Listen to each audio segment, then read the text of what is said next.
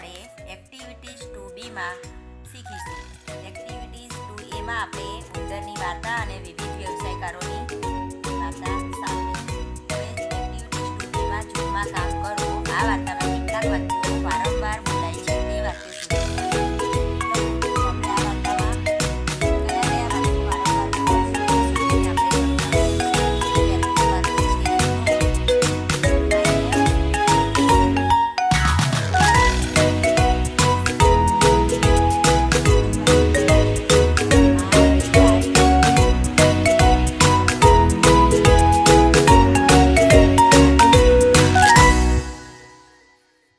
Shouting. ઉંદરે બૂમો પાડવાની ચાલુ કરી. પછી ત્રીજું વાક્ય બોલાય છે don't make noise.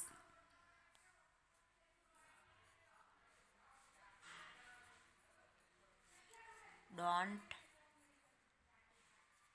Make a noise. હવે જૂથમાં કામ કરો. ઉંદર કોને કોને મળે છે? એક્ટિવિટીઝ 2C જૂથમાં કામ કરો. ઉંદર કોને કોને મળે છે? ઉંદર જેને મળે તેની સામે કૌંસમાં આપણે ટી લખીશું અને ન મળે તેની સામે આપણે કૌંસમાં એફ લખીશું. તો ધ ટીચર, ઉંદર ટીચરને મળે છે? ના, તો તેની સામે આપણે શું લખવાનું છે? એફ. ધ કેપ્ટન, તેને મળે છે તો આપણે લખીશું ટી. ધ નીડલ વુમન, તે ભરતકામ કરનાર સ્ત્રીને મળે છે તો તેમાં પણ લખીશું ટી. ધ ટેલર, તો તેમાં પણ આપણે લખીશું ટેલરને મળે છે એટલે દરજીને મળે છે તો ટી. ધ લોન્ડ્રીમેન, એ ધોબીને મળે છે? હા, તો તેમાં પણ ટી. ધ ડૉક્ટર, એ ડૉક્ટરને મળે છે? ના, તો તેમાં લખીશું એફ. ધ કાર્પેન્ટર, તે સુથારને મળે છે? ના, તો તેમાં લખીશું એફ. ધ પોટર, તે પોટરને મળે છે? ના, તો તેમાં પણ આપણે લખીશું એફ. હવે આપણે એક્ટિવિટીઝ 2D તેમાં આપણે જૂથમાં કામ કરો અને નીચેના વાક્યો વાર્તાના ક્રમમાં ગોઠવીને લખો.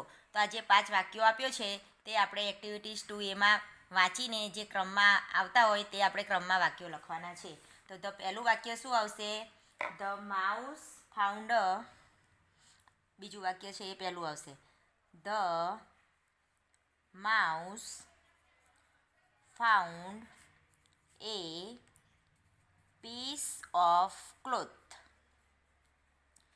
પછી બીજું વાક્ય આવશે the laundryman wash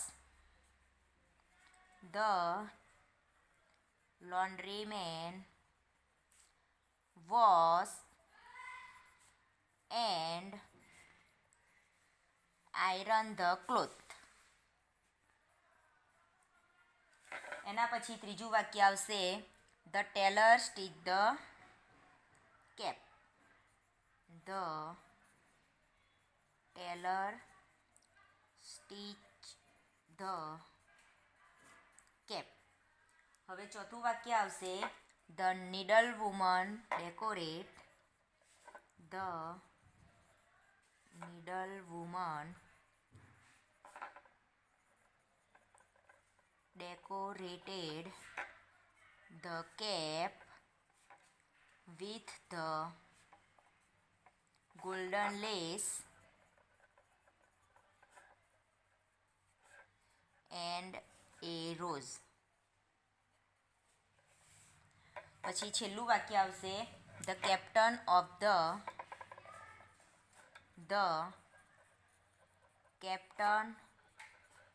the cricket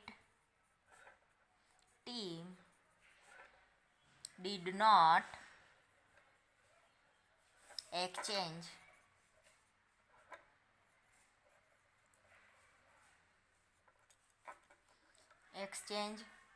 his cap. હવે એક્ટિવિટીઝ 2E નીચેના વાક્યો સાંભળો. વાક્યો સાથેના પ્રશ્નો માટે યસ આઈ કેન અથવા નો આઈ કાન્ટ જવાબ લખો.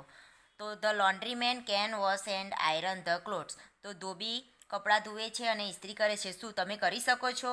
જો આપણે કરી શકતા હોય તો યસ આઈ કેન, અને જો ના કરી શકતા હોય તો આપણે નો આઈ કાન્ટ લખીશું. તો આપણે કપડાને ઇસ્ત્રી કરી શકીએ, ધોઈ શકીએ? તો હા, તો આપણે એમાં લખીશું yes I can. The tailor can measure, cut and stitch the clothes. Can you? દરજી કપડાનું માપ લે છે, કટિંગ કરે છે અને કપડાં સીવે છે, તો શું તમે કરી શકો? નો. તો આપણે લખીશું નો, આઈ કાન્ટ. તે અમે કરી શકતા નથી. The needle woman can decorate the cloth with a lace and some design, can you? તો ભરતકામ કરનારી સ્ત્રી થોડીક લેસ અને થોડી ડિઝાઇન, લેસ વડે થોડી ડિઝાઇન બનાવે છે, તો શું આપણે બનાવી શકીએ? તો યસ. તો આપણે લખીશું યસ, આઈ કેન. જો આપણે ના કરી શકતા હોય તો આપણે નો, આઈ કાન્ટ લખવાનું. The cricket team captain can bat bowl and field, can you?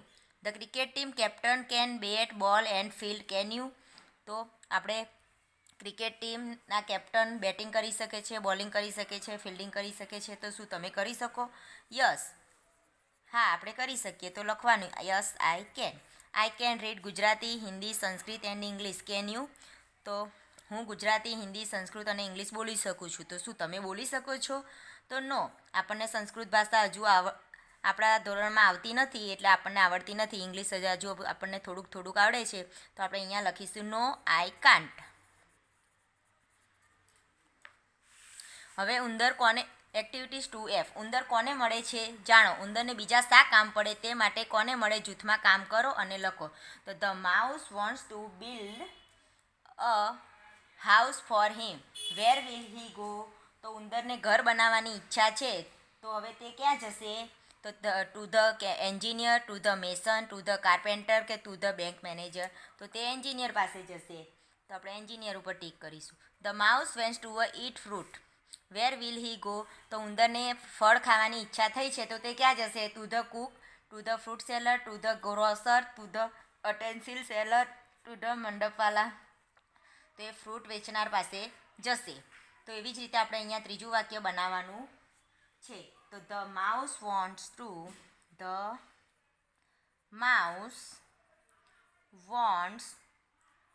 To make furniture, wear will he go? તો એમાં આપણે ઓપ્શન લખીશું ટુ એન એન્જિનિયર,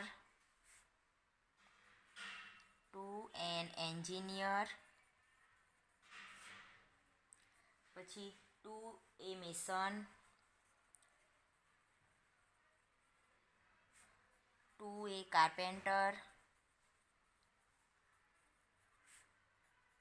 ટુ એ બેંક મેનેજર.